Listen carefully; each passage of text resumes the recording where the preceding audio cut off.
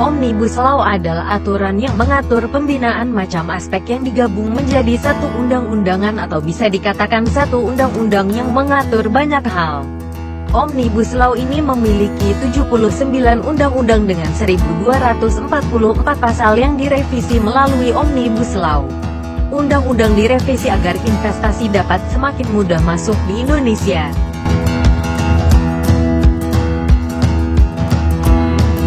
Oke, dengan Mas siapa? Pramudia Ananta, Mas. Ya, mana? Nama saya Vina Ristanti. Amalia. Dengan Muhammad Taufik Firdaus. Lia. Dari Aja Taufik. Alif. Api, Hizbah Muhammad Abror. Nama saya Fitri. Saya Indrianti. Halo, aku Asri. Dengan Mas Fikar. Nama saya Ahyar. Ulul. Apa yang kamu ketahui tentang Omnibus Law ini? Omnibus Law itu lebih Oke, Omnibus Law ya. Omnibus Law ini merupakan Omnibus Law. Jadi menurut saya Omnibus Law itu adalah peraturan perundang-undang. Omnibus Law itu jelas undang-undang ya yang dibuat sama pemerintah. Undang-undang cilaka, undang-undang yang tidak pro dengan rakyat. Apa ya? Omnibus Law itu ringkasan undang-undang. salah satu produk undang-undang. Rancangan undang-undang sih. Omnibus Law itu setahu saya ya, seperti payung undang-undang dari pemerintah ya. Omnibus Law itu suatu regulasi yang kemudian dijadikan satu payung hukum terdiri dari beberapa sektor gitu. Ya, mana saya tahu, saya kan ikan. Di mana biasanya membahas begitu banyak pasal, begitu banyak regulasi, namun mengakomodir segala kepentingan dari segala sektor. Dia bisa dipotong, bisa ditambah, bisa diubah, dan itu sebagai regulasi yang nantinya akan dipakai menjadi undang-undang yang mengatur banyak hal yang menyangkut tentang UU Cipta Kerja. Dan di dalamnya itu dalam pembentukannya itu tidak ada transparansi. Itu adalah sebuah undang-undang yang menyengsarakan rakyatnya.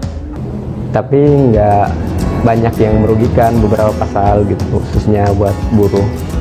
Tapi banyak penolakan seperti itu karena di berbagai kajian itu sangat-sangat tidak pro terhadap rakyat dan maupun buruh dan lain sebagainya seperti itu.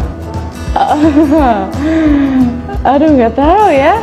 Ya itu yang desain sama DPR tuh, yang semalam tuh, kemarin itu tuh. Oke. Kemarin kan baru disahkan tuh. Pendapatmu setelah disahkan tuh gimana? Kenapa sih? Kenapa harus sekarang gitu loh? Kenapa harus disahkan? Apakah tidak ada pilihan lain? Apakah tidak ada diskusi lain? Yang jelas saya heran sih ya. Tentunya saya kecewa sih, Mas. Itu memberatkan ke sebelah. Undang-undangan ini tajam ke bawah dan tumpul ke atas. Pendapatku setelah disahkan ya, semoga DPR dan pemerintah cepat-cepat tobat lah. Mungkin ya kurang lebih hari ini DPR sangat keren dengan kegagalannya. Aduh, kalau bahas masalah rasa tuh di sini loh.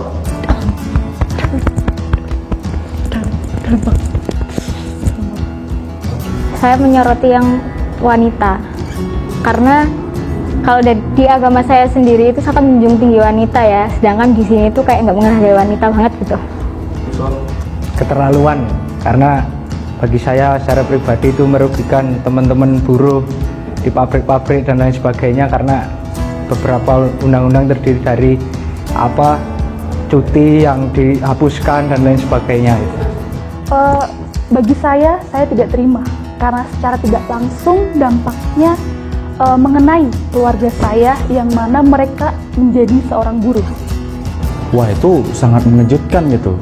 Jadi sebenarnya DPR itu sudah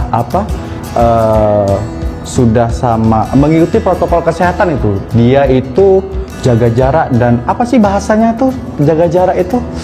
Social distancing kepada rakyat. Baik yang turun di jalan atau aksi massa lewat media sebagai bukti bahwasanya masyarakat sebenarnya tidak mau adanya dengan adanya Omnibus Law ini. Tapi anehnya malah disahkan oleh DPR. Nah, ini ada apa? Ini kan tanda tanya. Gak habis pikir, katanya kan negara demokrasi itu dari rakyat, oleh rakyat untuk rakyat kan ya. Cuma kok rakyatnya udah protes, tapi nggak ada tanggapan ya, kenapa? Jadi heran aja loh gitu. Justru bertanya ya, kenapa akhirnya disahkan tuh kemarin? Karena Sejak kemarin kita sudah berkali-kali memberikan tanggapan kepada DPR, kepada pemerintah khususnya, termasuk kepada Presiden Jokowi dan wakilnya Ma'ruf Amin, bahwa undang-undang ini tidaklah sangat akomodatif, tidaklah sangat partisipatif, dan jauh dari kepentingan dari masyarakat, dari kelas buruh, dari petani, dari mahasiswa, dari akademisi dan segala macam. Pendapatku apa ya? Diubah, maksudnya ditolak lah. Meskipun udah diketok palu kan masih bisa digugat gitu di MK. Jadi itu patut kita untuk menolak karena undang-undang ini jauh dari yang namanya keadilan. Karena itu saya sarankan kepada pemerintah, khususnya dalam hal ini Presiden, untuk segera mengeluarkan Perpu, karena kalau tidak masyarakat tentu akan marah besar dan ini membuka peluang klaster COVID di tengah pandemi ini. Sakit hati Pak, udah itu aja. Sekiranya DPR dan pemerintah mau dengar suaramu, kamu mau ngomong apa? Bukalah matamu selebar dunia ini. Ya nggak mungkin lah dia dengar coy. Kayak aku nih siapa coba? Kami sepakat bahwa Mosi tidak percaya. Pak, tolong banget Mbak prihatin. Tolong dong, untuk DPR, tolonglah diingat, kalian itu ada di posisi ini juga berasal dari suara rakyat. Puan, ya dengerinlah kita nih. Masa ya harusnya jadinya bekerja untuk rakyat, kok malah ngambil keuntungan dari rakyat. Gini sih Pak, ingat dosa. Saya aja yang gini banyak dosa aja ingat loh Pak. Pemerintah dan DPR cukup mendengarkan bahwa kami sudah tidak percaya lagi kepada mereka. DPR dan pemerintah, semoga kau diampuni oleh Tuhan Yang Maha Kuasa. Tolonglah menjaga amanah ini. Astagfirullahaladzim, berdosa banget kamu tuh. Kamu jangan zolimi. Masa wakil rakyat kayak begitu, parah banget gak sih? Literally parah sih, parah banget. Semoga lekas bangun dari tidurnya. Pak, bangun, tidurmu miring. Kedepannya bikin undang-undang itu cobalah melihat ke bawah. Neraka depan mata Pak.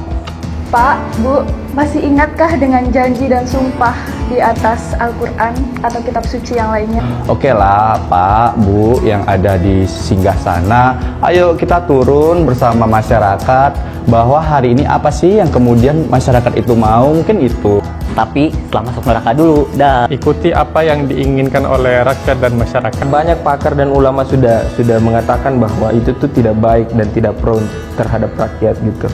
Ya seharusnya tidak disahkan, tidak dijalankan. Tapi kenapa malah disahkan seperti itu? Rakyat ini udah tersiksa sama pandemi corona, ini masih aja disiksa sama Omnibus Law kan? Masih ingatkah dengan janji yang akan pro dengan rakyat? Masih ingatkah Anda akan bersama rakyat?